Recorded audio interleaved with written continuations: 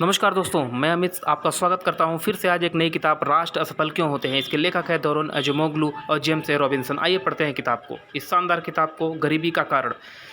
लेखक बताते हैं कि कोई देश अमीर या गरीब केवल नेचुरल संसाधनों की वजह से नहीं होता, असली कारण होते हैं उस देश की इंस्टीट्यूशंस और उस देश की नीतियाँ।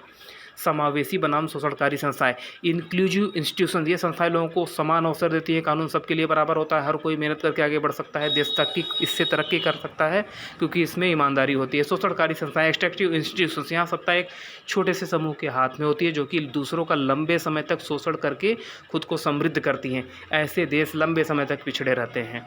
राजनीति और अर्थव्यवस्था का रिश्ता, अगर राजनीति में सत्ता आम लोगों के हाथ में नहीं होती है तो अर्थव्यवस्था में कुछ लोगों के फायदे के लिए चलाई जाती है। लोकतंत्र और न्यायपूर्ण शासन जरूरी है आर्थिक विकास के लिए। इतिहास का असर, औपनिवेशिक इतिहास, युद्ध, सत्ता परिवर्तन, इन सब का असर पड़ता है किसी भी देश के ऊपर। वह कैसे बना, क्यों बना, आज वह कितना सफल है, असफल है। बदलाव कैसे आ सकता है? बदलाव तभी आएगा जब आम लोग संगठित होकर शोषणकारी व्यवस्था को चुनौती दे।